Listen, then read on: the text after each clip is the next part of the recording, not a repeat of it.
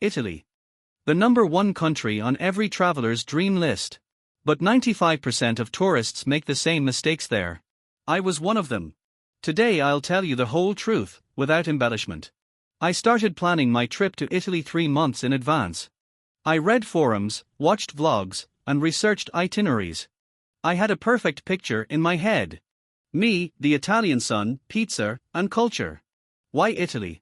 3 reasons. The first is the food. Pasta, pizza, tiramisu, gelato. I could go on for an hour. The second is history. The Roman Empire, the Renaissance, geniuses like Michelangelo and Da Vinci. Walking the same streets where Caesar and Nero walked. It's captivating. And the third reason is that very Italian atmosphere. Dolce vita, the sweet life. I wanted to experience it. I even learned basic phrases. I thought that would be enough to survive. Spoiler. It wasn't. Italians speak quickly. Really quickly. And with gestures I didn't understand at all. I bought tickets for the end of July. It was the height of summer, the sun was shining, everything was blooming and fragrant, right? That was mistake number 1. But I didn't know it then. I was full of hope and enthusiasm. I took a large suitcase. I might need it, I thought. That was mistake number 2. I was dragging this monster around like crazy over the Italian cobblestones. But first things first. And here I am on the plane. 3 hours into the flight, and I'm in the country of my dreams. Ennio Morricone is playing in my headphones. My mood is at its peak. The magic is about to begin. I landed in Rome. The heat hit like a hammer, 39 degrees. Humidity. Crowds. I realized the romance hadn't quite started out like in the movies. But no matter, I was ready for adventure. Or thought I was. Before we talk about mistakes, let's be honest. There are places in Italy that are worth any queues, heat, and crowds. Here are my top 3. Number 1 is the Colosseum. Yes, it's a cliché. Yes, everyone goes there. But when you stand before this nearly 2,000-year-old colossus, it takes your breath away. That's no exaggeration. It's even cooler inside. You're standing where gladiators fought to the death. Where 50,000 Romans screamed and decided their fates. Where wild animals leaped from the floor. History is literally under your feet. But here's the problem, the line. I stood there for almost 3 hours.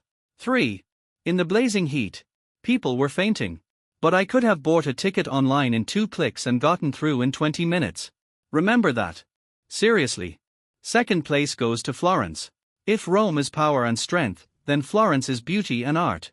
The entire historic center is an open-air museum. The Renaissance was born here. The Uffizi Gallery is a must-see. Botticelli's Birth of Venus in person is completely different from the Google image. The size, the colors, the details. I'm no art historian, but I stood in front of this painting for half an hour. And David, 5 meters tall, carved from a single block of marble. Michelangelo was 26 when he created this. I'm 28, and I can barely assemble IKEA furniture. Can you feel the difference? And third, Venice. The city on the water. It sounds like a fairy tale. And it really is. Especially in the evening, when the crowds thin out, the lanterns come on, and you simply wander through the labyrinth of streets and bridges. A gondola ride is expensive, touristy, but damn, it's worth it. Just once. The gondolier even sang O Sole Mio. A bit rough, but atmospheric. But the truth is, Venice is the most touristy and most expensive place in Italy. Coffee costs €12. A bottle of water costs 9. Crowds like the subway at rush hour. And pigeons. Thousands of cheeky pigeons. One stole a croissant from my hand. And now, about something I didn't expect at all. About how Italians really live. And why their way of life both delighted and infuriated me at the same time. Italians don't rush. Never. Never. Lunch isn't a 15-minute snack between chores. Lunch is a ritual, at least an hour and a half. Sometimes 2. Siesta isn't a myth. It's reality. From 2 to 5, half the shops are closed. People eat, sleep, and rest. I needed to go to the pharmacy. Urgently. Closed. Everything is closed. Come back at 5, said my grandmother from the window. The first few days it was infuriating. I have a plan. A route. A timeline. And they sit there, drinking coffee, chatting. How can you live so slowly?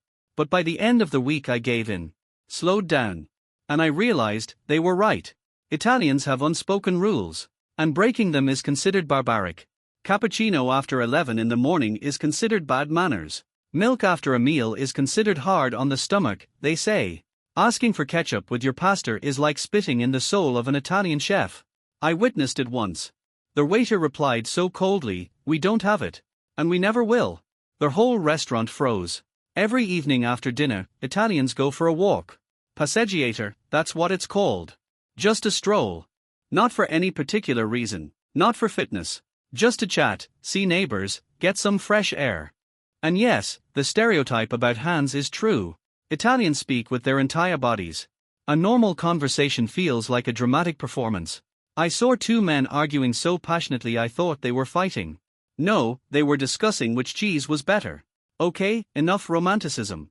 Now for the harsh truth. 5 mistakes all tourists make. Including me.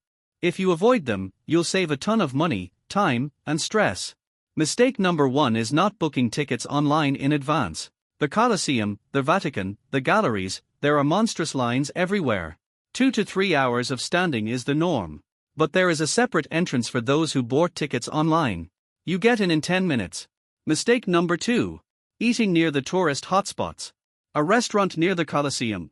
Pasta costs €30 and tastes like a shoe sole. Walk 5 minutes into the side streets and you'll find a trattoria where the locals dine. It's a third of the price and 10 times as tasty. Mistake number 3 is going in July or August. That's the worst time. 40 degrees Celsius. Millions of tourists. Prices are through the roof. Italians themselves are fleeing the cities for the sea. The best time is May, June, or September. Trust me. Mistake number 4. A large suitcase on wheels. Italy is ancient cobblestones, narrow staircases, and hotels with no elevators on the 4th floor. Your suitcase will become a curse. Take a backpack or a small suitcase. And mistake number 5 is trying to take on too much. 5 cities in a week.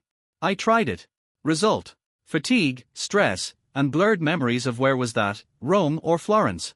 Choose 2 or 3 cities. Live in them slowly.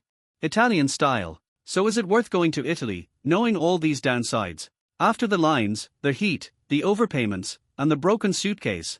My answer is an absolute yes. But with preparation. Because there are moments. You sit in the evening on the warm stones of a 500-year-old square. Eat pistachio gelato. Watch the sun turn the buildings into gold. Hear Italian spoken all around. And you understand this is happiness. This is what made it all worth it. Italy isn't perfect. It's noisy, chaotic, expensive, and sometimes frustrating. But it's alive. It's real. And incredibly beautiful. Just avoid the mistakes I made. Book your tickets in advance. Eat where the locals eat. Don't pack a huge suitcase. Don't try to see everything. And don't go in July. If you found this video helpful, please like and subscribe. Tell us in the comments, have you been to Italy? What mistakes did you make? Or share your life hacks. I went and ordered a pizza. 4 cheeses. No ketchup, of course. I know the rules now. Ciao ciao.